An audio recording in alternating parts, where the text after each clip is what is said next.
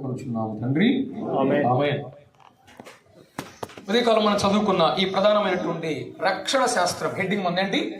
రక్షణ శాస్త్రంలో మూడో అంశం ఏంటంటే విలువైన రక్షణ. దీంట్లో ప్రధానంగా మూడు ముఖ్యమైనటువంటి అంశాలు మనం జ్ఞాపకం చేసుకోబోతున్నాం. దీనిలో నుంచి మూడు ప్రధానమైన అంశాలు జ్ఞాపకం చేసుకోబోతున్నాం. ఒకటి, మొట్టమొదటిది రాసుకోండి ఒకసారి, నేను ఇక్కడ రాయను, తర్వాత రాస్తున్నాను. మొట్టమొదటిది, మూడు కాలాలలో రక్షణ. మూడు కాలాలలో రక్షణ.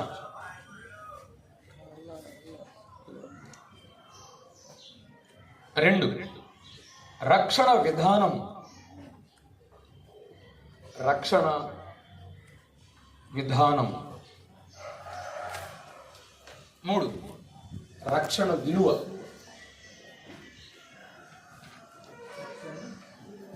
రక్షణ విలువ. ఈ విలువైన రక్షణ అనేటువంటి అంశంలో దీని థియాలజికల్ టర్మ్స్ లో చెప్పాలంటే చాలా మాటలు ఉంటాయి. అందుకని మన అచ్చమైన తెలుగు భాషలో మనకు అర్థమైన విషయంలో మాత్రమే నేను చెప్తున్నాను, అంత అధ్యయనం చేసిన తర్వాత. అందుకు ఇంతేనా అనుకున్నటువంటి భావంతో ఉండదు, దీని చాలా ఉంది. అందుకనే విలువైన రక్షణ అనేటువంటి ఈ అంశంలో మూడు ప్రధానమైన అంశాలు ఏంటి చెప్పండి ఒకసారి. మూడు కాలాలలో రక్షణ. రెండవది రక్షణ విధానము. మూడవది రక్షణ విలువ. నెంబర్ 1, మొట్టమొదటిది మూడు కాలాలలో రక్షణ. దాన్ని హెడ్డింగ్ పెట్టుకోండి, సైడ్ హెడ్డింగ్. మనం నిన్న జ్ఞాపకం చేసుకున్నట్టుగా మానవునిలో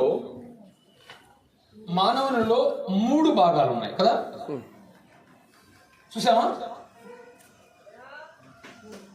లోపలేంటి? ఆత్మ, ప్రాణం, తర్వాత శరీరం. ఓకే, పాపము అనేది మొట్టమొదటిగా దేనికి ప్రభావితమైంది? ఆత్మ. ఏమన్నాడు? నీవు పండు తినుదినమున నిశ్చయముగా చచ్చదు. ఎప్పుడు చచ్చిపోయాడు? పండు తినున ఆ క్షణంలోనే, వెంటనే ఎఫెక్ట్ దేనికి వచ్చింది? ఆత్మ. కానీ దినదినం ఏమవుతున్నాడు?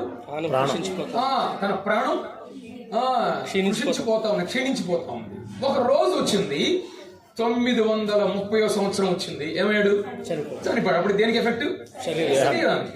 కాబట్టి ఒక వ్యక్తి పాపం ఏ విధంగా ఈ రూట్ లో ప్రారంభం అవుతుందో, ఎఫెక్ట్ అవుతుందో, ఆ వ్యక్తి దేవునికి విశ్వాసం ఉంచినప్పుడు కూడా దేంతో ప్రారంభమవుతుంది? ఫస్ట్ ఎక్కడ ప్రభావితం అవుతుంది? ఆత్మ రక్షించబడింది, అదే నిత్య జీవం అన్నాం. తర్వాత ప్రాణం నూతన జీవం పొందుతుంది. దినదినం ఏం చేస్తుంది? నూతన జీవం, న్యూనెస్ అంటారు దాన్ని కదా. ప్రతి దినం కూడా దేవునితో మనం ఎలా ఉండాలి? నూతన జీవం పొందుకోవాలి. ఎట్లా? సహవాసం ద్వారా, వాక్యం ద్వారా, ఆయన సన్నిధిలో ప్రార్థించడం ద్వారా, ఆయన కొరకు జీవించడం ద్వారా ఏం చేయాలి? నూతన జీవం పొందుతాం. మూడోది ఏంటి? శరీరం. అంటే అప్పుడేం పొందుతాం? సంపూర్ణ జీవం పొందుతాం. అయితే ఒక మానవుని జీవితంలో ఏ విధంగా సంపూర్ణంగా ఈ మూడు భాగాలు ఉన్నదో, మానవుడు మూడు భాగాలను కూడా జ్ఞాపకం చేసుకోవచ్చు కదా. తెస్సలోనికీయులకు మొదటి పత్రిక 5:23 ఏమనుకున్నాం? చదివాం కదా నిన్న. ఆత్మయు జీవమును శరీరమును ఒకరోజు ఏమవుతుంది? సంపూర్ణంగా ప్రభువు కాపాడేవాడు అని మనం చదివాం. అలాగే రక్షణ కూడా ఇక్కడ వినండి, ఈ భాగంలో మనిషి ఎంతమంది? మనుషులు ఎంతమంది ఇక్కడ? ఒక్కడే. కానీ భాగాలు ఎన్ని? 3. అంటే మనిషి ఒక్కడే, భాగాలు 3. అంటే రక్షణ ఒక్కటే, కానీ ఈ మూడిటికి ప్రభావితం చేయబడే రక్షణ. మన హెడ్డింగ్ ఏంటి ఇప్పుడు? మూడు కాలాలలో. మూడు కాలాలలో రక్షణ. ఎందుకంటే దీన్ని బట్టి వచ్చింది. రక్షణ ఒకటే, కానీ ఇవి మూడు కాలాలలో ఆ రక్షణ యొక్క ప్రభావం వాటి మీద తీసుకురాబడుతుంది అన్నాడు. అందుకని ఒక వ్యక్తి రక్షించబడినప్పుడు ఆ వ్యక్తిలో ఉన్నటువంటి ఈ మూడు భాగాలు కూడా రక్షించబడతాయి. కానీ రాబోయే దేవుడు తీర్పుకు, శిక్షా విధికి ఆ ప్రభు తీసివేసేవాడే. కానీ ఆ రక్షణ ఈ మూడు భాగాలకు ఏ విధంగా ప్రభావితం అవుతుందో దాన్ని 3 మెట్లు అంటాం. అంటే ఈ 3 మెట్లలో కూడా రక్షణ అనేది దాని యొక్క లక్ష్యము, గురి ఏంటంటే తన ప్రియ కుమారుని యొక్క స్వారూప్యంలో తీసుకురావడమే ఆయన గురి. అవునా కదా? ఈ రక్షణ యొక్క ప్రధానమైన గురి ఏంటి? అసలు లక్ష్యం ఏంటి? మనం ఏం కావాలని తండ్రి యొక్క సంకల్పం? తన ప్రియ కుమారుని యొక్క స్వరూపంలోకి రావడానికి. అంటే ఎప్పుడైతే మనము ఆత్మలోను ప్రాణంలో అంటే దినదినం కూడా దేవుడితో ఎప్పుడైతే అనుసంధానం ఉంటామో, సహవాసం చేయగలుగుతామో, మనలో ఏ స్వరూపం ఎక్కువ అవుతుంటది? దేవుని యొక్క స్వరూపం. అదే ప్రభు అయిన యేసుక్రీస్తు యొక్క స్వరూపం. అనేక కష్టాల గుండా దేవుడు తీసుకెళ్తుంటాడు. ఎందుకు తెలుసా? మనకు తెలుసు యోసేపు ఆయన గుంటలు వేయబడ్డాడు, చెరసాలలో వేయబడ్డాడు, కానీ ఒకరోజు ప్యాలెస్లో గొప్ప ప్రధానమంత్రి అయ్యాడు. అందుకని బైబిల్ పండితులు ఆయన జీవితాన్ని 3 భాగాలు అంటారు: పిట్, ప్రిజన్, ప్యాలెస్. దేవుని యొక్క ఆలోచన ఏంటి? ఆయన ఆ ప్యాలెస్ కి వెళ్ళాలని ఈ 2 ప్రాసెస్ తీసుకొచ్చాడు. ఏ ప్రాసెస్ అది? గుంటలు ఇవన్నీ ఎందుకు చెప్పండి. సింహాసనం. అదిగో అదే గురి, అదే లక్ష్యం. అదే విధంగా మనలను ఎన్ని పరిస్థితుల్లో కూడా దేవుడు అనుమతిస్తున్నాడు అంటే ఒక సంపూర్ణ స్థితి తీసుకురావాలి. ఏంటి ఆ సంపూర్ణ స్థితి అంటే? ఎఫెసు పత్రిక 4వ అధ్యాయంలో మనకు తెలుసు, క్రీస్తు యొక్క సంపూర్ణతకు మనం తీసుకురావాలి. సంపూర్ణ పురుషుల మగు వరకు అన్నాడు కదా. అదే మన యొక్క గురి, మన లక్ష్యం. అంటే ఇక్కడ ఈ రక్షణ 3 మెట్లలో కూడా చాలా ప్రధానమైనది. దీన్ని మనం ఒక మాట ఇక్కడ కంపేర్ చేస్తూ 2 విధాలుగా మనం జ్ఞాపకం చేయాలి. జాగ్రత్తగా చూడండి. ఇక్కడ దీన్ని రక్షణను మనం 3 కోణాల్లో చూడబోతున్నాం. ఒకటి, మీరు చెప్పండి. ఆత్మరక్షణ. ఆత్మరక్షణ, ఎస్. ఫస్ట్ది ఆత్మరక్షణ. రెండవది చెప్పండి. ప్రాణరక్షణ. చెప్పండి. మూడోది దేహరక్షణ, శరీర రక్షణ. అలా ఉంచండి. చూడండి, ఆత్మరక్షణ. దీని ఎదురుగా ఎఫెసు పత్రిక 2:5 రాసుకోండి. ఎఫెసు పత్రిక 2:5. ఎఫెసు పత్రిక 2:5.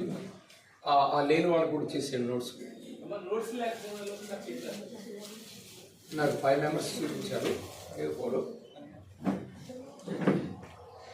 రెండోది ప్రాణరక్షణ.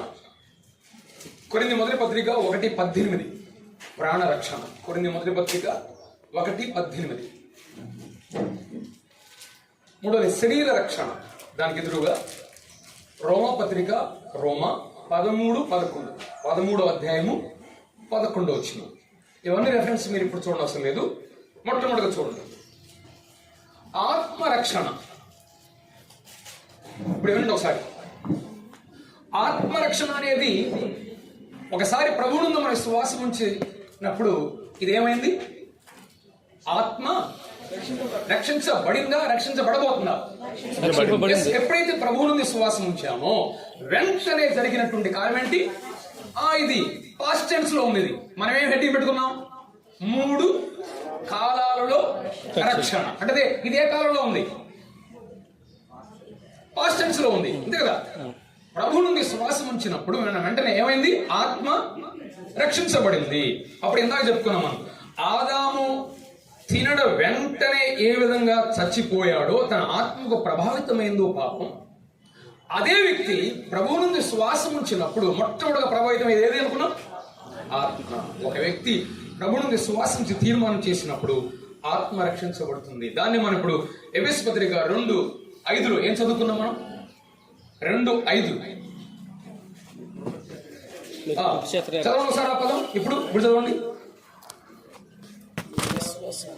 అయినను దేవుడు కరుణా సంపన్నుడై ఉండి మనము మన అపరాధముల చేత చచ్చిన వారమై ఉన్నప్పుడు సైతము మన ఎడల చూపిన తన మహాప్రేమ చేత మనలను క్రీస్తుతో కూడా బ్రతికించాడు. కృప చేత మీరు రక్షింపబడి ఉన్నారు. కృప చేత మీరు రక్షించబడుతున్నారన్నాడా, రక్షించబడి ఉన్నారన్నాడు? ఎస్. ఆత్మరక్షణ పాస్ట్ టెన్స్ లో ఉంది, జరిగిపోయింది.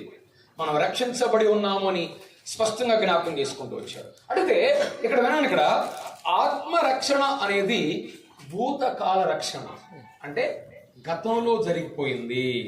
దీని ఏంటి రక్షణ అని అంటే, ఒక్క మాటతో మనం ఎదురుగా ఒక మాట రాసుకోవాలి. ఇక్కడ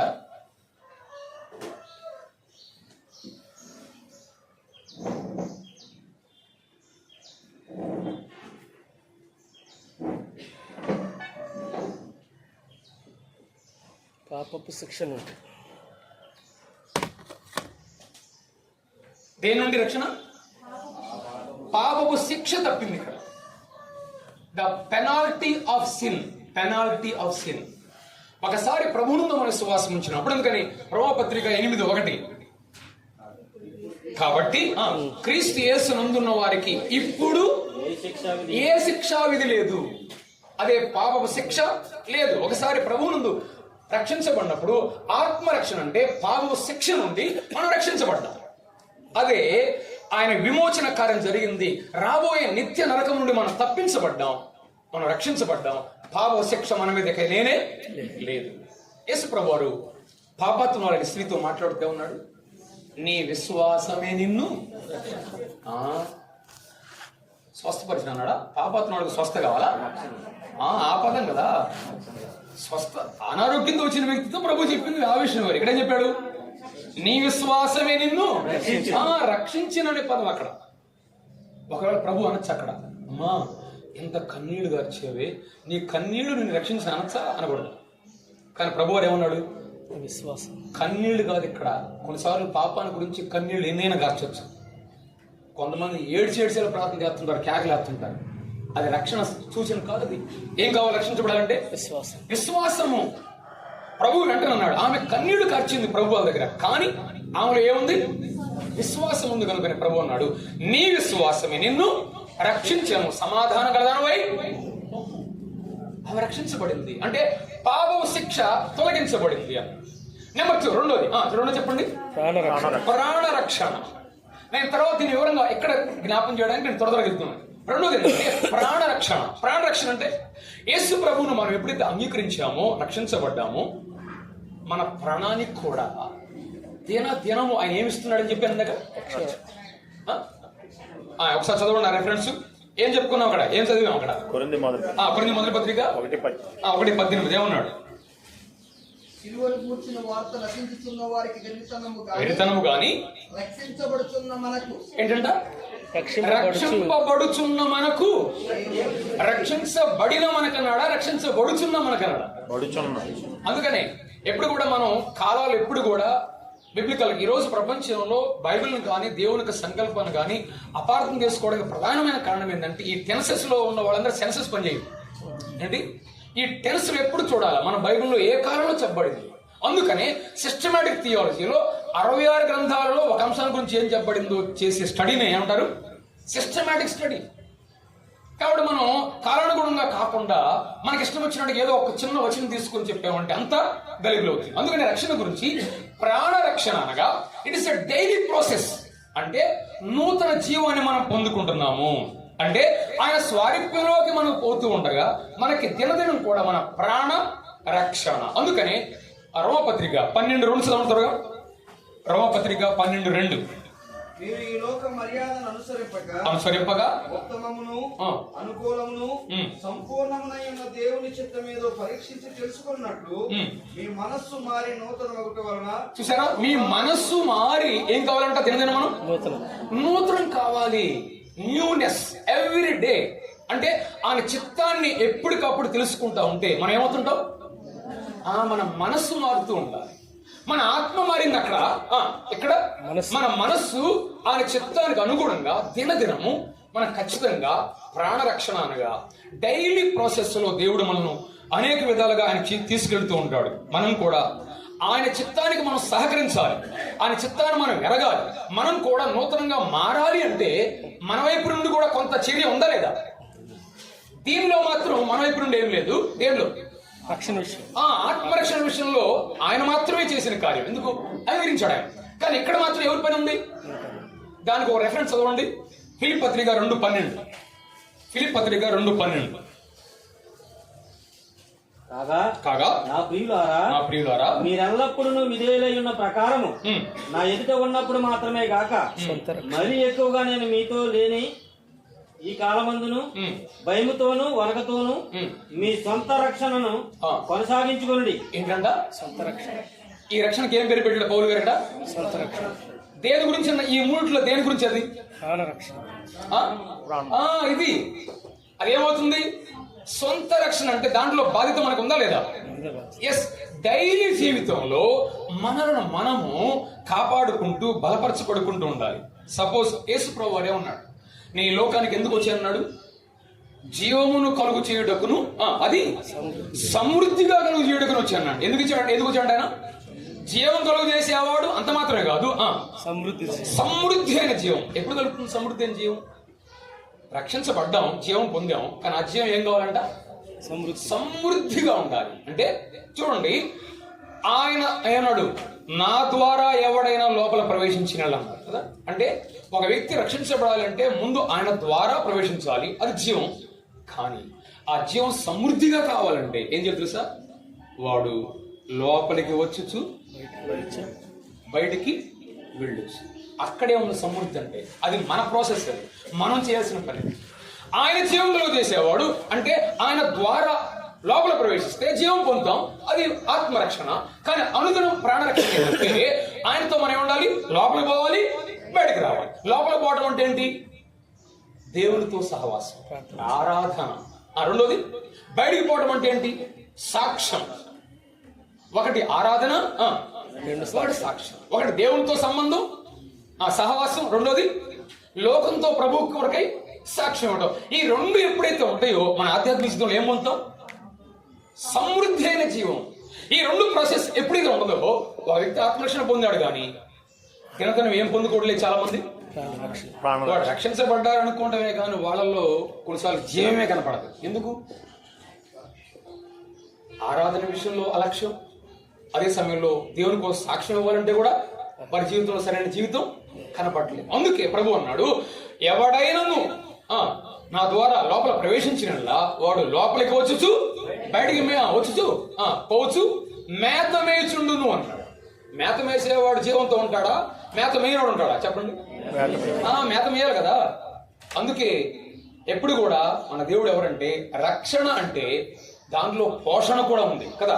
మేత మేచుండునంటే అందుకని దైవజనుడు జి రాజ శ్యామరావు గారు చెప్తుంటాడు, మూతి పెట్టిన వాడు మేత పెట్టాలి. ఏంటంట మూతి ఎందుకు పెట్టాడు ఆయన? మేత పెట్టాడు కదా, మేత తింటానే కదా. కాబట్టి దేవుడు మనకి జీవం ఇచ్చాడంటే దాన్ని సమృద్ధిగా ఉండాలంటే ఆయనతో అనుసంధానంగా మనం దినదినం ఆయనతో ఉండాలి. అప్పుడే మనలో జీవం కనబడుతుంటది. అందుకనే ఒక సంఘాన్ని గురించి ప్రభు మాట్లాడితే ఏమన్నాడు? ఆ శిక్షణాశీలమైన సంఘంతో మాట్లాడితే ఏమన్నాడు? నీవు జీవించున్నావన్నా పేరు మాత్రం ఉన్నది కానీ నీవు మృతుడవే. వాళ్ళు రక్షించబడిన వారే కానీ ఎలా ఉన్నారంట? చచ్చిపోయినట్టుగా ఉంది. అంటే జీవం లేదు, దేవుడితో అనుసంధానం లేదు, సహవాసం లేదు. అందుకే రెండోది ప్రాణ రక్షణ అని మనం జ్ఞాపకం చేస్తున్నాం. అందుకే మనకు బైబిల్లో బాగా తెలుసు, లోతు అబ్రహాం. అబ్రహాం ఎలాంటి వాడు కదా. అబ్రహాంలో విశ్వాసం ఎప్పటికప్పుడు సమృద్ధిగా కనబడుతుంటది. కానీ లోతుకి వెళ్ళి చూసినా కూడా కనపడలా. అంటే ఒక విధంగా చెప్పాలంటే లోతు కూడా నీతిమంతుడే, అవునా కాదా? లోతు కూడా ప్రభువుని ఎదిరించిన వాడే. క్రొత్త నిబంధనలో మనకు సాక్ష్యం ఇస్తున్నాడు పేతురు. కానీ లోతు జీవం గలవాడే కానీ సమృద్ధి జీవం లేనివాడు. కానీ అబ్రహాం సమృద్ధి జీవం. అంటే అది మన మీద ఇవ్వబడిన బాధ్యత. అందుకే చెప్పాను, ప్రాణరక్షణ అనేది అనుదినం మనం చేయాల్సిన బాధ్యత, సొంత రక్షణ. మనం దాన్ని తీసుకొని రావాలి. ఆ తర్వాత జ్ఞాపకం చేస్తాను. ఇక్కడ పాపపు చూడండి, రాసుకోండి, పాపపు శక్తి. దేని నుండి రక్షణ? ఇక్కడ ప్రాణరక్షణ అంటే అనుదినం మనల్ని ఏం ఎఫెక్ట్ చేస్తుంది? ఇక్కడ అనుదినం మన మీద ఏ ప్రభావం చేస్తుంది? శక్తి. పాపము శక్తి. పాపము శక్తి అంటే ద పవర్ ఆఫ్ సిన్. ఇదేమో పెనాల్టీ ఆఫ్ సిన్, ఇది తీర్చబడింది. ఇది ద పవర్ ఆఫ్ సిన్. ఈ పాప యొక్క శక్తి ఎన్ని రోజులు మన మీద ప్రభావం చేసింది? ఎన్ని రోజులు మన మీద పాపం ప్రభావం చేసింది? ప్రతిరోజు, ఎవ్రీడే. ఏ రోజు కాదు అసలు, అవునా కదా? ప్రతిరోజు. అందుకని ఈ లోక మాలిన్యం అన్నాడు కదా. అంటే లోకంలో ఏముంది? మాలిన్యం ఉంది, పాపం ఉంది. అది మన మీద ప్రభావితం తీసుకొస్తుంది. కొన్నిసార్లు మాటల ద్వారా, కొన్నిసార్లు దృశ్యాల ద్వారా, కొన్నిసార్లు ఆలోచనల ద్వారా, అవునా కదా? అందుకనే అనుదినం కూడా ద పవర్ ఆఫ్ సిన్, పాప శక్తి నుండి మనం ప్రభావితం అవుతాం కనుక ఆయన మనల్ని ఏం చేస్తున్నాడు? ప్రతిదినం. ఈరోజు మనం కాపాడబడుతున్నాం అంటే ప్రతి ఉదయం లేచి దేవునికి స్తోత్రం చెల్లించాలి. ఎందుకు తెలుసా? ప్రభువా, గర్భంలో నన్ను కాపాడుతూ వచ్చావని ఎన్నో ప్రభావాలు నా మీదకి వచ్చాయి. ఎవ్రీడే. ప్రపంచ స్వార్థికుడైన బిల్లి గ్రహం గారు కూడా ఎంతటి వాళ్ళైనా వారికి పాపశక్తి ఏం అతీతమైంది కాదు. ప్రతి దినం వారు దేవునితో అనుసంధానం ఉంటే తప్ప. మనం గొప్పవారం కాదు, ప్రతి దినం కూడా దేవుని కృప మీదనే ఆధారపడాలి. ఆయన మనల్ని కాపాడుతూ ఉన్నాడు. దాని ఏ ప్రాసెస్ తర్వాత జ్ఞాపకం చేస్తాను. నెంబర్ 3, మూడోదేంటి? శరీర రక్షణ. దానికి ఏం చదువుతున్నాం? ఒక ఉదాహరణ చదవండి. రోమాపత్రిక 8:23. రోమాపత్రిక 8:23. అంతేకాదు ఆత్మ యొక్క ప్రథమ ఫలముల నుండి మనము కూడా దత్తపుత్రత్వము కొరకు అనగా మన దేహము యొక్క విమోచనము కొరకు మన దేహము యొక్క విమోచనము కొరకు కనిపెట్టుచు మనలో మనము మూలుగుచున్నాము. చూసారా? ఈ శరీర రక్షణ అనేది ఒక రోజు రాబోతుంది. ప్రభు వచ్చినప్పుడు ఏం చేయబడుతుంది? శరీర విమోచన కలుగుతుంది. అప్పటి వరకు మనలోంచి ఏమొస్తుందంట? మూలుగులు. అవునా కదా? మూలిగే వాళ్ళతో అంటున్నాం కానీ కొంతమంది మూలుగు లేకుండా మూలుగుతున్నారు. అవునా కదా? మునిగే వాళ్ళని మనం గుర్తిస్తాం కానీ మనం అనుదినం ఏం చేస్తున్నాం? మునుగుతున్నాం. ఎన్నో బాధలు, ఎందుకు? కారణం ఈ బాడీ, ఈ శరీరం వలన ఎన్నో బాధల గుండా మనం వెళుతున్నాం. అంటే ఇది పాపపు స్థలం. రాసుకోండి, పాపపు స్థలం. ఒకరోజు ఏం చేయబడతాం మనం? ఈ పాపపు స్థలం నుండే ఎత్తబడతాం, రక్షించబడతాం. అదే శరీర రక్షణ అనేది మనం జ్ఞాపకం చేస్తాం. ఫిలిప్పీ పత్రికలో కూడా మనం చదువుకున్నాం. 3వ అధ్యాయంలో ఒకసారి చదవండి. అది కూడా ఫిలిప్పీ పత్రిక 3వ అధ్యాయము 20-21 వచనాలు. పౌలు అక్కడ ఇంకా స్పష్టంగా జ్ఞాపకం చేస్తున్నారు. మనకందరికి తెలిసిన వచనాలే కానీ ఒక క్రమంగా చదువుతున్నాం. మన పౌరస్థితి పరలోకమందు ఉన్నది. అక్కడ నుండి ప్రభువైన యేసుక్రీస్తు అను రక్షకుని నిమిత్తము కనిపెట్టుకొని ఉన్నాము. మనం దేనికోసం కనిపెడుతున్నాం? శ్రమ వచ్చినప్పుడు, శరీరంలో కష్టం వచ్చినప్పుడు దేన్ని ఆలోచిస్తాం ఎక్కువ? మనం ఎందుకయ్యా ఇక్కడ నేను ఈ భూమి మీద అనుకుంటాం లేదా? ఎక్కువ దేని గురించి ఆలోచిస్తాం? మరణాన్ని గురించి. కానీ పౌలు ఇక్కడే ఉంటాడు. దేనికోసం కనిపెడుతున్నాడు మనం? మన గురి లక్ష్యము రక్షకుల కోసం కానీ మరణం కోసం కాదు. కనిపెడుతున్నాము. సమస్తమును తనకు లోపరుచుకొనజాలిన శక్తిని బట్టి ఆయన మన దీన శరీరమును తన మహిమ గల శరీరమునకు సమరూపము గల దానిగా మార్చు. ఆ ప్రభు వచ్చినప్పుడు ఈ దీన శరీరం ఏం చేస్తాడట? మహిమ గల శరీరముగా ప్రభు మార్చేస్తాడు. ఇది 3 కాలాలలో రక్షణ అనేది జనరల్ గా మనకు అర్థమయ్యేటువంటి చాలా సిస్టమేటిక్, స్పష్టమైనటువంటి భావం. దీన్ని థియోలాజికల్ వేదాంత భాషలో 3 పేర్లు చెప్తాడు. అందుకే ఈ వైపు రాస్తున్నాను చూడండి, ఈ వైపు రాస్తున్నాను చూడండి. దీన్ని బైబిల్లో ఉన్న పదమే నీతిమంతులుగా తీర్చబడుట.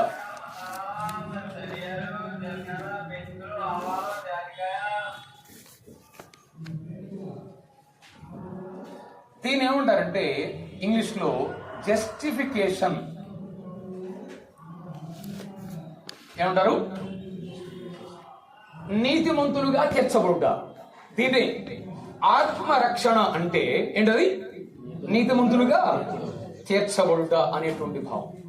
నీతిమంతులుగా తీర్చబడటం అంటే ఇందాక చెప్పిందే, కానీ కొద్దిగా క్లారిటీగా జ్ఞాపకం చేస్తున్నాను. ఇక్కడ ఒక ప్రశ్న వేయబడింది పాత నిబంధన గ్రంథంలో. యోబు ఏమన్నాడు? పాప సహితుల్లో నుండి పాపరహితుడు ఎలాగూ పుడతాడు, వస్తాడు అని చెప్పాడు. దానికి జవాబు స్పష్టంగా చెప్పబడింది దేవుని వాక్యంలో. ఇక్కడ ఒక మాట రాసుకోండి, నీతిమంతులుగా తీర్చబడుట అనేటువంటి దానికి డెఫినేషన్ రాసుకోండి. నీతిమంతులుగా తీర్చబడుట అనగా పాపి తన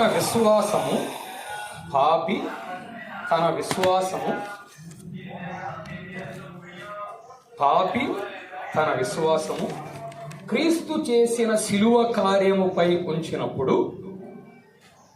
పాపి తన విశ్వాసము క్రీస్తు చేసిన శిలువ కార్యంపై ఉంచినప్పుడు దేవుడు క్రీస్తును బట్టి పాపిని నీతిమంతునిగా ఎంచును. దేవుడు క్రీస్తును బట్టి పాపిని నీతిమంతునిగా ఎంచును. అందరు రాసుకున్నాడేనా? కొంతమంది రాసుకున్నట్లేదు. మళ్ళీ చెప్పంటారా? ఓకే. పాపి తన విశ్వాసము క్రీస్తు చేసిన శిలువ కార్యముపై ఉంచినప్పుడు దేవుడు క్రీస్తును బట్టి పాపిని నీతిమంతునిగా ఎంచును. నీతిమంతునిగా ఎంచును అంటే ఇక్కడ చూడండి, ఆత్మరక్షణ అనేటువంటి దాంట్లో బైబిల్లో ఒక థియోలాజికల్ టెర్మినాలజీలో హైయెస్ట్ లాంగ్వేజ్ లో రాయబడింది నీతిమంతులుగా తీర్చబడ్డం అనేది. అంటే ఇది కేవలం పాపము శిక్ష తీసివేయడం మాత్రమే కాదు, నేను పాపిని అనే ఒక గిల్టీనెస్, అంటే ఒకటే చెప్పాలంటే అదొక దోషారోపణ, అది కూడా లేకుండా తీసివేయబట్టమే నీతిమంతులుగా తీర్చబడ్డం అనేది. అర్థమైందా? కేవలం ఆ ఆరోపణ, ఆ తలంపు అనేటువంటి తీసివేయడానికి ప్రభు ఈ కార్యం చేశాడు. ఆత్మరక్షణ అంటే నీతిమంతులుగా తీర్చబడ్డం అంటే నేను పాపిని అనేటువంటి ఆ ఆలోచన, ఆ ఆరోపణ కూడా తీసివేసిన వాడు కూడా. అంటే ఒక విశ్వాసిని దేవుడు చూసినప్పుడంట ఎవరి ద్వారా చూస్తాడు? క్రీస్తు ద్వారా, క్రీస్తు ప్రభువుని చూస్తాడు. అంటే క్రీస్తు అనేటువంటి కళ్ళద్దంలో చూస్తాడు మనల్ని ఆయన. అంటే ఆయన బట్టి మనల్ని అంగరించాడు ఆయన. అవునా కాదు? దేవుని చేత మనం అంగరించబడ్డా ఉంటే దానికి ముఖ్యమైన వ్యక్తి ఎవరు? ప్రభు అయిన యేసు క్రీస్తు. అందుకనే ప్రతి పదంలో కూడా మనం గమనిస్తాం క్రీస్తు నందు అంటే ఆయన ద్వారా మాత్రమే మనకు అక్కడ ఉంది. అందుకని మనకు బాగా తెలుసు, పాత నిబంధనలు ఇద్దరు బాగా గుర్తున్నారు మనకి. అబ్రహాము దేవుని నమ్మెను, దేవుడు నీతిగా ఎంచాను అంటే నీతిమంతుడు అయ్యాడు. ఆ సంగతి మనకు రోమాపత్రిక 4వ అధ్యాయం స్పష్టంగా ఉంది. అబ్రహాము క్రియల వలన కాదు, ఆయన నమ్ముడు ద్వారా ఏమయ్యాడు? నీతిమంతుడుగా తీర్చబడ్డాడు. రోమాపత్రిక 4వ అధ్యాయంలోనేమో నీతిమంతుడుగా తీర్చబడ్డాడు, విశ్వాసం ఉంచుడు అన్నాడు. కానీ యాకోబు పత్రికలోనేమో అదే అబ్రహాము క్రియల వలన నీతిమంతుడుగా తీర్చబడి రాసింది. ఇదేంటి తేడా? పోయిసారి మనం బైబిల్ క్లాస్ లో చూసామని. అబ్రహాము విశ్వాసం ద్వారా నీతిమంతులుగా తీర్చబడటం అంటే దేవుని ఎదుట, క్రియల వలన నీతిమంతులుగా తీర్చబడటం అంటే మనుషుల ఎదుట, అంటే క్రియారూపకంగా ఒక రుజువు, ఒక ఎవిడెన్స్ అంటారు దాని ద్వారా. అదే దావీదు గురించి కూడా రాయబడింది కదా, కీర్తనలు 32:1 తన అపరాధములకు మన్నింపు కలిగిన వాడు ధన్యుడు, తన పాపములకు పరిహారం పొందినవాడు ధన్యుడు అన్నాడు. అదే సంగతి రోమపత్రిక 4వ అధ్యాయం కూడా చెప్పబడింది. దీన్ని నీతిమంతులుగా చేర్చబట్టడం అంటారు. అది కేవలం నమ్మిక ద్వారానే ప్రభు చేసిన కార్యం. నెంబర్ 2, రెండో చూడండి. రెండోది ఏం చదువుకున్నాం? ప్రాణ రక్షణ. దీన్ని ఆ భాషలో ఏమంటారంటే పరిశుద్ధులుగా తీర్చబడతారు.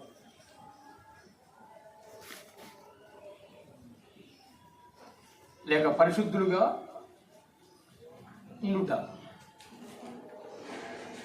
ఎందుకు ఈ పదాన్ని కంపేర్ చేస్తున్నాం అంటే గలిబిలి కావుతుంది, చాలా క్లారిటీ. అది ఇది ఒకటే.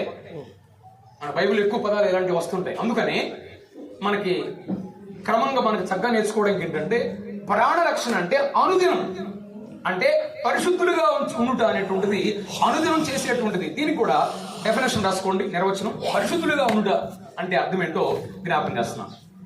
ఒక వ్యక్తిని గాని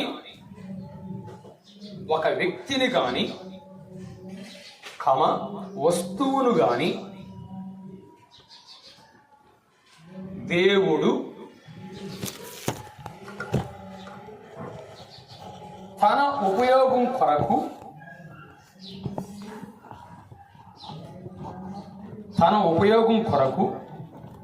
ప్రత్యేకించుకొనుటయే. రాసిన వాళ్ళు ఒకరు చెప్పండి, రాయని వాళ్ళు రాసుకుంటారు. పరిశుద్ధులుగా ఉండటం అనగా ఒక వ్యక్తిని గాని వస్తువును గాని దేవుడు తన ఉపయోగము కొరకు ప్రత్యేకించుకొనుటయే. చూసారా? పరిశుద్ధులగుట అంటే మనం ఏమనుకుంటామంటే 100% పరిశుద్ధులు అయిపోయి అనుకుంటాం. దీని అర్థం ఏందనుకున్నారు ఇక్కడ? ఒక వ్యక్తిని గాని ఒక వస్తువుని గాని దేవుడు తన ఉపయోగం కొరకు అది అనేసాడు, ప్రత్యేకపరిచాడు.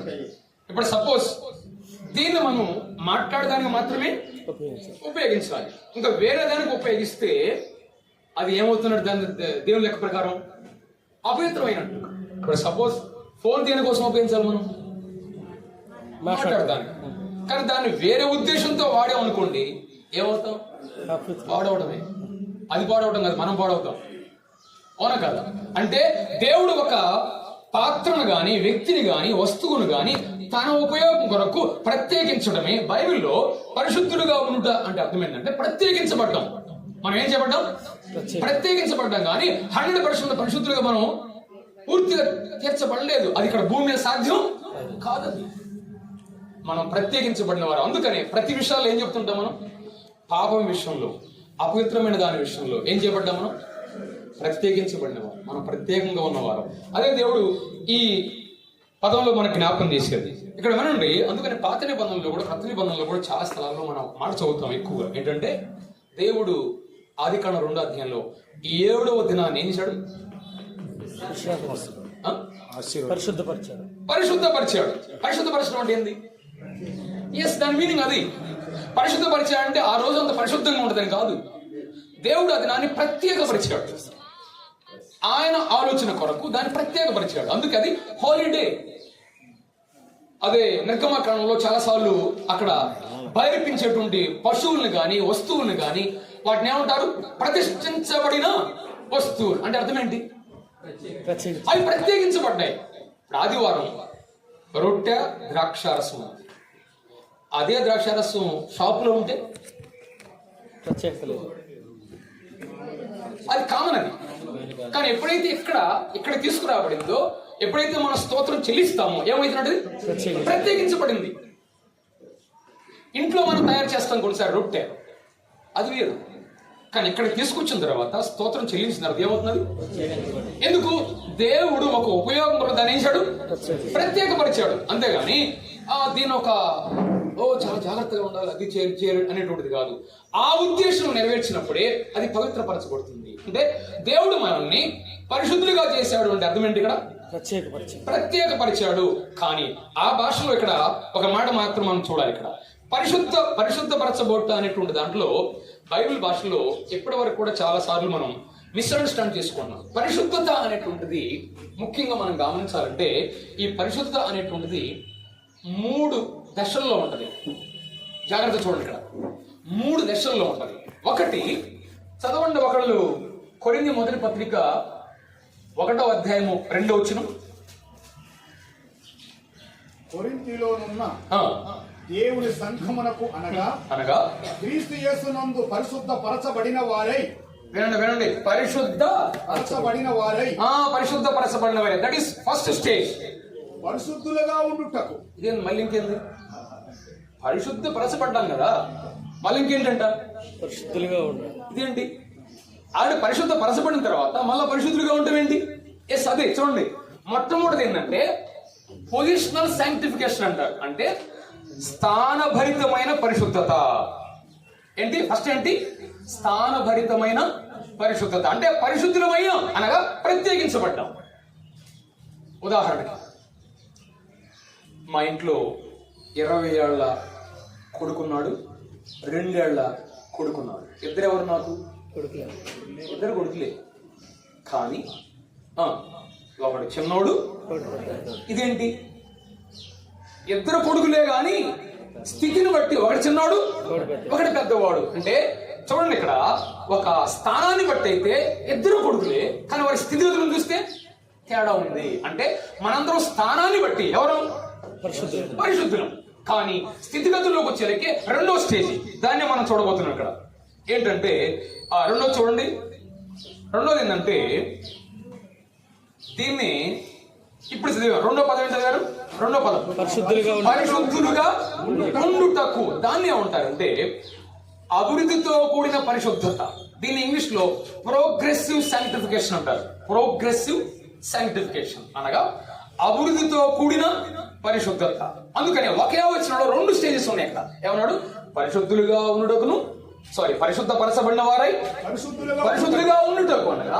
రెండోది పిలువబడిన వారికి. చూడండి, ఫస్ట్ ఏమో చెప్పండి మీరే. స్థానభరితమైన పరిశుద్ధత. అది అయిపోయిందా? అయిపోలేదా? అయిపోయింది. రెండోది అభివృద్ధితో కూడిన పరిశుద్ధ. అంటే ప్రోగ్రెసివ్. డైలీ మనం ఏం చేయాలి? మన పరిశుద్ధతను కాపాడుకోవాలి. అది చాలా సందర్భాలు బైబిల్లో మీరు పరిశుద్ధులు. ఇప్పుడు చూడండి, పత్రికలు చదువుతున్నప్పుడు ఏమంటాం మనం? కొలస్సీలో ఉన్న పరిశుద్ధులకు ఉంటాం. కానీ మళ్ళీ కొన్ని చోట్ల మీ పరిశుద్ధులను కాపాడుకోండి అంట. ముఖ్యంగా తెస్సలోనిక పత్రికలో ఆ విషయాలు ఎక్కువగా మనకు కనబడతాయి. దేవుని దోష తర్వాత మనకు దాన్ని జ్ఞాపకం చేస్తారు. వినండి ఇక్కడ. అందుకని ఒక్క విషయం చదవండి. కొరింథీ 2వ పత్రిక 7:1. కొరింథీ 2వ పత్రిక 7:1. ప్రియులారా, మనం ఈ వాగ్దానంలో ఉన్నవి కనుక దేవుని భయంతో పరిశుద్ధతను సంపూర్తి చేసుకొనుచు శరీరమునకును ఆత్మకును కలిగిన సమస్త కల్మషము నుండి మనలను పవిత్రులుగా చేసుకుందాం. ఏంటి, మనం పవిత్రం అయ్యాం కదా. ఎస్, ఇదే ప్రోగ్రెసివ్ సైంటిఫికేషన్. అంటే మన శరీరమునకును ఆత్మకును అంటే మాలిన్యం నుండి ప్రతిని ఏం చేసుకోవాలా, కాపాడుకుంటూ ఉండాలి. అనండి, ఈ వయసు పెరిగే కొలది మనం వయసుకు తగ్గట్టుగా ప్రవర్తించాలి అన్నట్లుగానే మనం పరిశుద్ధులుగా తీర్చబడ్డాం కనుక దినదిన ఎలా ఉండాలి, పరిశుద్ధులుగా మన మీదకి వచ్చేటువంటి ప్రతిదాన్ని కూడా ఏం చేసుకోవాలా, కాపాడుకుంటూ ఉండాలి. అందుకే ఈ లోక మాలిన్యము పాపం అంటకుండా మరి దేవుడు ఏమన్నా ఏర్పాట్లు చేశాడా మనకేమన్నా? సో మీరు పరిశుద్ధులుగా ఉండండియ్యా అన్నాడంటే దానికి సంబంధించిన ఏమన్నా అవకాశాలు ఇచ్చాడా? ఏమి ఇచ్చాడు మనకి? లోక మాలిన్యం అంటకుండా మనకి ఏమన్నా సదుపాయం చేశాడు ఆయన? ఏం చేశాడు? నెంబర్ వన్ వాక్యం. ఏంటిది? వాక్యం. రెండోది ప్రార్థన. రెండోది, మూడోది సహవాసం, సంఘ సహవాసం. నాలుగోది, ఎస్, వెరీ గుడ్, పరిశుద్ధాత్మ. ఈ 4 లోకమాలయం నుండి మనం కాపాడబడటానికి దేవుడు మనకి ఇచ్చిన సదుపాయాలు. ఎప్పుడైతే మనం ఈ 4 విషయంలో నిర్లక్ష్యం చూపుతామో మనకి లోకమాలయం నుండి మనం కాపాడుకోవడం చాలాసార్లు బలహీనం అయిపోతాం. అందుకే చూడండి, ఈ ప్రోగ్రెసివ్ సైంటిఫికేషన్ అనేటువంటిది ఇక్కడ మనం జ్ఞాపకం చేసుకోవాల్సింది. అనుదినం మనం ఏం చేయాలి? దేవుని వాక్యంతో చక్కగా చదువుకోవాలి, అనుదినం కూడా. అందుకే దేవుని వాక్యం బైబిల్ దేనితో పోల్చబడింది? ఎక్కువ చెప్పండి. దేవుని వాక్యం దేవునితో పోల్చబడింది ఆహారం, ప్రధానంగా ఆహారం. ఎస్, నీరు కదా, నీరు, ఆహారం. ఇవి 2 ఎప్పుడు వాడతాం మనం? ప్రతిరోజు. కాబట్టి దేవుని వాక్యం ఎలా ఉపయోగించాలా? ప్రతిరోజు.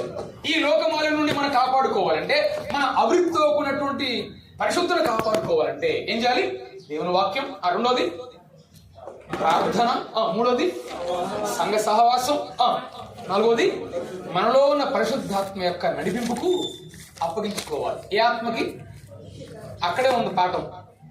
ఏ ఆత్మకి? ఎందుకంటే ఏ ఆత్మకి ఎందుకు అడిగానంటే, చాలా ఆత్మలు ఉంటాయి కదా, ఆత్మలకు అప్పగించుకున్నామంటే లోపడ్డామంటే అయిపోయినట్టే. అందుకని ఇక్కడ ఏ ఆత్మకి? మనలో ఉన్న పరిశుద్ధాత్మ. సరే, అనుదినం మనం పరిశుద్ధాత్మకు లోపడాలి కాబట్టి, ఆ నడిపింపుకు ఇష్టపడాలి కాబట్టి, పరిశుద్ధాత్మ మనలో ఎప్పుడు ఉంటాడా? అప్పుడు ఉంటాడా? ఎప్పుడు? అప్పుడప్పుడు ఉంటే మాత్రం దేవుడు మన నుంచి పరిశుద్ధులుగా ఉండండి అని చెప్పడానికి వీలు కాదు. ఎందుకు? ఆత్మ కొన్నిసార్లు ఉన్నాడు కదా. కానీ ఈ ఆత్మ కొత్త నిబంధనలు ఏం చెప్పబడింది? ఆయన ఎల్లప్పుడూ ఉండేవాడంటే మనలో ఎప్పుడు కొడుతున్నాడు పరిశుద్ధత? ఎప్పుడు కొడుతున్నాడు? Everyday, daily. ఆయన మనలోనే నివాసం ఉంటానికి వచ్చాడు. కానీ పరిశుద్ధాత్మ దేవుడు మనలో గెస్ట్, మనతో ఉండేవాడు. మన గెస్ట్ కాదైనా గెస్ట్ 4 రోజులు బాగా చూస్తాం, తర్వాత గెస్ట్ కూడా ఏమవుతాడు? గోస్ట్ అవుతాడు కొన్నిసార్లు. అవునా కదా? ఎక్కువ అవుతాడు. అందుకని రకరకాలు చెప్తుంటాం. కానీ ఆయన మన గెస్ట్ కాదు, ఆయన నిజంగా మనతో ఉండేవాడు, అసలు మనలో నివసించేవాడు ఆయన. కాబట్టి ఆయన మనలో పరిశుద్ధాత్మ నివసించేవాడు కనుక అనుదినం కూడా మన నుండి ఏం ఎక్స్పెక్ట్ చేస్తున్నాడు? ఆయన పరిశుద్ధులుగా ఉండాలని కోరుతున్నాడు. అందుకే దీన్ని పరిశుద్ధులుగా ఉంటున్నటువంటి దాంట్లో ఒకటి ఏం చెప్పాం? స్థానభరితమైన పరిశుద్ధత. రెండోది అభివృద్ధి అవ్వకుండా పరిశుద్ధత. మూడోది సంపూర్ణ పరిశుద్ధత, పర్ఫెక్ట్ సాంక్టిఫికేషన్. పర్ఫెక్ట్ సాంక్టిఫికేషన్, దాన్ని సంపూర్ణ పరిశుద్ధత. మీరు చెప్పండి, ఈ సంపూర్ణ పరిశుద్ధత అనేది భూమి మీద సాధ్యమవుతుందా? యోహాను మొదటి పత్రిక 3వ అధ్యాయం 2-3 చదవడం త్వరగా, నేను ముగిస్తున్నాను. యోహాను మొదటి పత్రిక 3, 2, 3 వచనాలు. ప్రియులారా, ప్రియులారా, ఇప్పుడు మనం దేవుని పిల్లలమై ఉన్నాం. ఆ, మనం ఇక ఏమవుదామో అది ఇంకా ప్రత్యక్షపరచబడలేదు కానీ ఆ, ఆయన ప్రత్యక్షమైనప్పుడు ఆయన ప్రత్యక్షమైనప్పుడు ఆయన ఉన్నట్లుగానే ఆయన చూతుము గనుక ఉమ్, ఆయన పోలి ఉందమని ఎరుగుదుము. ఎరుగుదుము. ఆయన యందు ఈ నిరీక్షణ పెట్టుకున్న ప్రతివాడును ఉమ్, ఆయన పవిత్రుడై ఉన్నట్టుగా ఆ. తను పవిత్రునిగా చేసుకొనును. అది ఇక్కడ జ్ఞాపకం చేసింది ఏంటంటే ఆయన ప్రత్యక్షమైనప్పుడు ఆయన మనం పోలి ఉంటాం. అది సంపూర్ణమైన పరిశుద్ధత. కానీ అప్పటి వరకు కూడా మనం ఏం చేయాలంట? మన పరిశుద్ధతను కాపాడుకోండి. ఏంటంటే మూడోది ఏంటంటే సంపూర్ణ పరిశుద్ధత. ఇప్పుడు దీన్ని నేను తుడిపేస్తున్నాను. మూడో దానికి వస్తున్నాం. ఆ మూడోది ఇది సంపూర్ణ పరిశుద్ధత. అంటే ఎప్పుడుది? పాపం స్థలం నుండి. ఇప్పుడు చెప్పండి. దీన్ని థియోలాజికల్ లాంగ్వేజ్ లో మహిమపరచబోట అంటారు. ఏంటిది? మహిమపరచబోట. రాసుకోండి.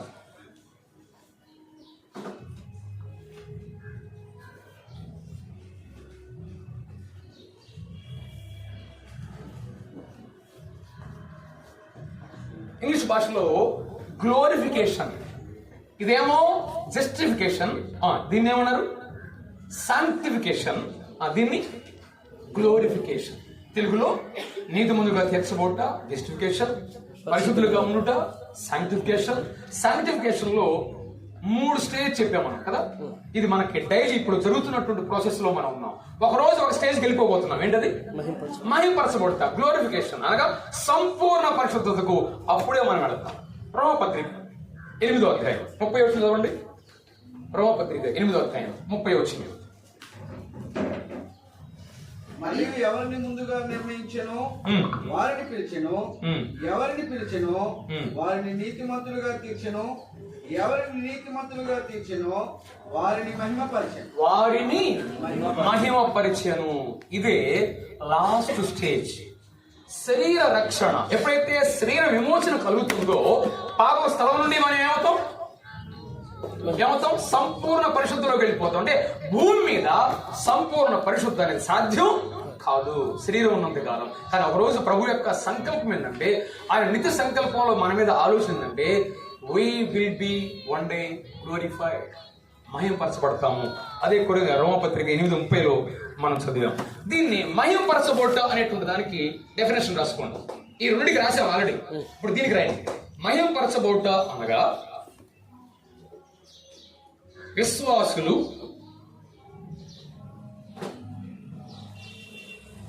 మానసికంగా,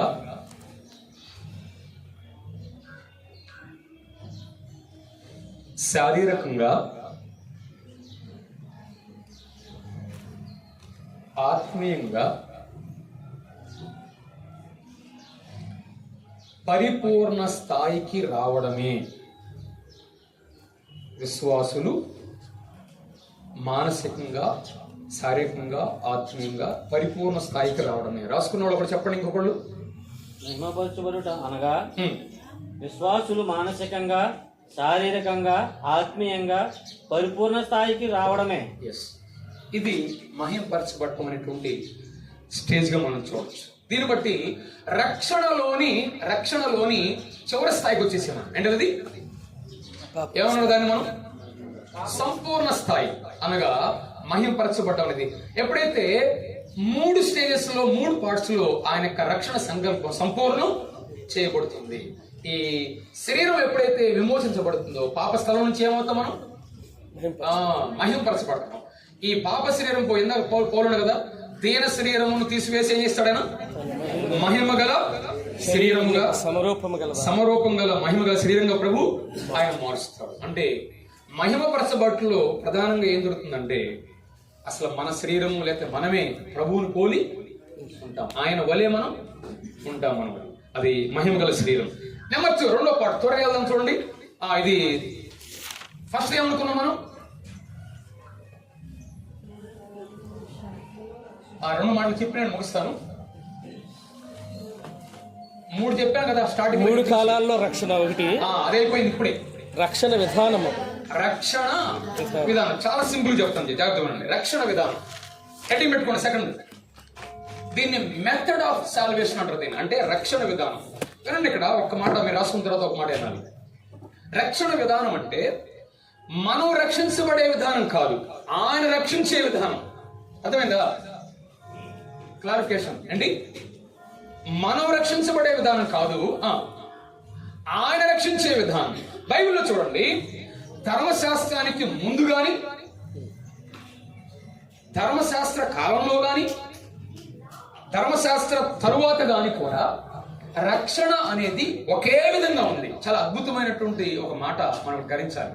ఏంటంటే ధర్మశాస్త్రానికి ముందు గాని, ధర్మశాస్త్ర కాలంలో గాని, ధర్మశాస్త్రం తరువాత గాని రక్షణ అనేటువంటిది ఖచ్చితంగా 3 మాటల్లో మనం జ్ఞాపకం చేసుకోవాలి. నెంబర్ 1, ఒకటి బలి ద్వారానే. ఏం చెప్పండి?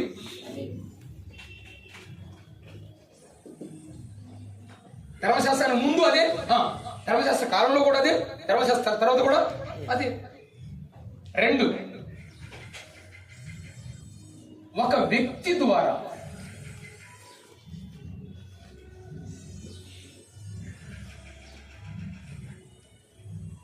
ఏ కాలంలోనే సరే రక్షణ ఎంతమంది ద్వారా? ఒక వ్యక్తి. 2వ వ్యక్తి లేరు అక్కడ. 3వది కృప ద్వారానే. కృప. చూసారా? రక్షణలోని ఒక చాలా శ్రేష్టమైనటువంటి ఒక విలువైనటువంటి అంశం ఏంటంటే రక్షణ అనేటువంటిది ఏ కాలంలో కూడా ఈ 3 ద్వారానే. దాన్ని మనం ఏమన్నా రక్షణ విధానం, ద మెథడ్ ఆఫ్ సాల్వేషన్ అంటే ఒక బలి ద్వారానే. పాత నిబంధనలో మనకు బాగా తెలుసు కదా, రక్తము చిందించకుండా పాపక్షమాపణ లేదు. దీని ఎదురుగా రాసుకుంటే రెఫరెన్స్ అది బలి ద్వారానే. హెబ్రీ పత్రిక 9:22. హెబ్రీ పత్రిక 9:22. రెండోది ఒక వ్యక్తి ద్వారానే. పాత నిబంధనలో ఒక్క వచనం రాసుకోండి, యోనా 2:9. యెహోవా వలనే రక్షణ. చూసారా పదం? యోనా 2:9. క్రొత్త నిబంధనలో అపోస్తలుల కార్యములు 4:12. ఈ నామముననే రక్షణ, ప్రభు అయిన క్రీస్తు యేసు ద్వారా. యోనా 2:9, అపోస్తలుల కార్యం 4:12. ఎస్. 3వదేంటి? కృప ద్వారా. కృప ద్వారా, కృప చేతని లేదా కృప ద్వారా. రెఫరెన్స్ మీకు తెలుసు కదా, చెప్పండి. ఎఫెసీ 2:8. 2:8.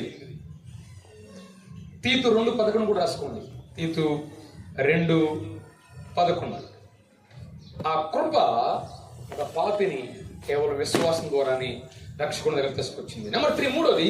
తర్వాత తీసేయండి. 3వ టాపిక్ చెప్పండి మీరే. రక్షణ విలువ. రక్షణ యొక్క విలువ.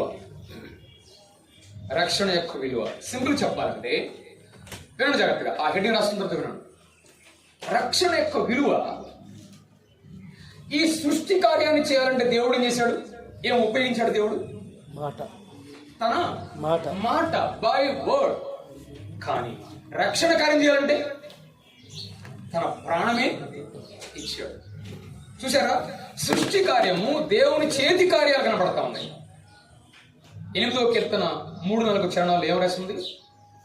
నీ చేతి పనులే అనడం లేదు అక్కడ. చదవండి వచ్చిన ఒకసారి. 8వ కీర్తన 3-4 వచనాలు. దేవుని యొక్క చేతి కార్యాలు కనబడుతున్నాయి అక్కడ. నీ చేతి పైన నీ ఆకాశములను, నీవు కలుగు చేసిన చంద్ర నక్షత్రములను నేను చూడగా, నీవు మనుషుని జ్ఞాపకము చేసుకొనుటకు వాడేపాటి వాడు. చూసారా?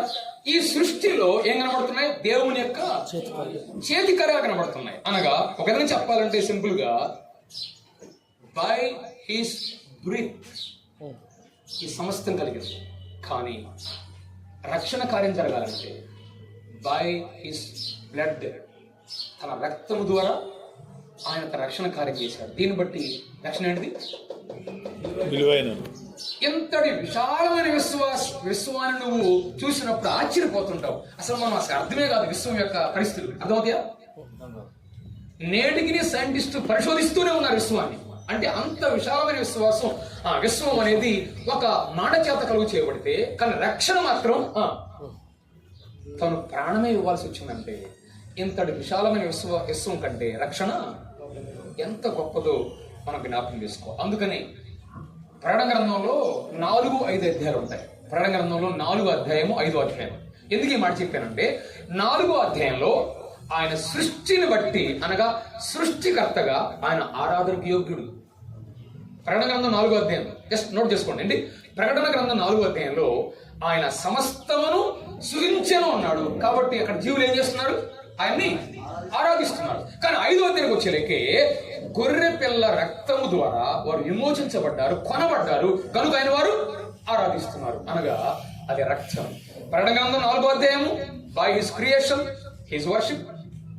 ప్రకటన గ్రంథం 5వ అధ్యాయము బై హిస్ బ్లడ్, ఆయన తన కొనడం ద్వారా, తన రక్తం ద్వారా ఆయన ఆరాధనకు సరిపోయిన వాడు అని మనం చూస్తున్నాం. ఎందుకో అపోస్తుడైనటువంటి యోహాను ఒక మాట, యేసుప్రభు వారి శిలువ దగ్గర ఎంతమంది శిష్యులు ఉన్నారు? యోహాను ఒక్కడు మాత్రమే. ఆ నేరుగా ప్రభు శిలువ దగ్గర ఒక దృశ్యాన్ని చూశాడు యోహాను. ఏ దృశ్యం అది? యోహాను సువార్త 19:34 చదవండి. శిలువ దగ్గర యోహాను చూసిన దృశ్యం. చూసిన వాడే రాశాడు. ఆయన ఏమన్నాడు? చూసిన వాడే రాస్తున్నాడు. ఏంటి చెప్పండి? సైనికులలో ఒకడు వీటితో ఆయన ప్రక్కన పొడిచెను, వెంటనే రక్తమును నీళ్లును కారెను. ఇది చూచిన వాడు ఇది చూచిన వాడు సాక్ష్యం ఇస్తున్నాడు. ఏం చూశాడు ఆయన? ఒక సైనికుడు వచ్చి ప్రభు యొక్క ప్రక్కన ఈటితో పొడిచినప్పుడు రక్తమును నీరును కారెను. రక్తము అనేది నిజంగా శరీరంలో అన్ని భాగాలను కలిపేది ఏంటిది? అవునా కదా? శరీరం మొత్తాన్ని అన్ని భాగాలతో కలిపేది రక్తం. అనగా యేసు ప్రభు వారి యొక్క రక్తము దేవునితో సంబంధం కలిపేది. కానీ వెంటనే ఏమొచ్చింది అక్కడ? నీరును అన్నాడు. నీరు అనేది ఏం చేస్తుంది? నీరు అనేది ఎప్పుడు అవసరం మనకి? ప్రతిరోజు అవసరం. It shows the fellowship. ఒకటి రక్తము ద్వారా అనగా రిలేషన్షిప్. వాటర్ అనేది ఫెలోషిప్. అనుదినం దేవునితో మన సహవాసం కలిగి ఉండాలి. సంబంధం కలిగిన మనం దేవునితో ఏం చేయాలి? ప్రతిదినం సహవాసం చేయాలి. అది ప్రభు అయిన క్రీస్తు యేసు యొక్క ఆ చిత్రపటం ద్వారా మన రక్షణలో యొక్క ఆ అమూల్యతను స్పష్టంగా తెలియచేసేది. తన రక్తం ద్వారా మనతో సంబంధం ఏర్పడింది. ఆయన తన రక్తము, ఆయన నీరు కారడం ద్వారా ఆయనతో మనం అనుదినం సహవాసం చేసేవారం ఉండాలి. ఇంత అందుకని చెప్పబడింది కొన్ని మొదటి పత్రిక 6:20, మీరు విలువ పెట్టి కొనబడిన వారు కనుక మీ దేహముతో దేవుని మేంపరచండి. అటు ప్రియ ప్రభువును నిజంగా ఆయన ఎంత విశాలమైన విశ్వాన్ని తన మాట కూడా కలుగు చేసిన వాడు. కానీ మన రక్షణ కొరకే రాబో శిక్షను తప్పించడానికి ఆయన చేసిన సిలువ కార్యం బలియాగం ద్వారా మనకిచ్చిన రక్షణ ఎంతో గొప్పది. మనం గుర్తించిన వారిని ప్రభువును ఆరాధించేవారంగా, ప్రభువుని గణపరిచేవారు దానికి పరిశుద్ధాత్మ దేవుడు మనకు సహాయం చేయను గాక. ఆమేన్. కృపలేని మా ప్రియ తండ్రి, నీ కొందనాలు మాకు ఇచ్చిన ఈ ఉదయకాలం ఫస్ట్ సెషన్ బట్టి చూపిస్తూ ముందు సమయాన్ని కూడా దీవెనకరంగా ఉంచుతారని ప్రార్థించున్నాము తండ్రి. ఆమేన్.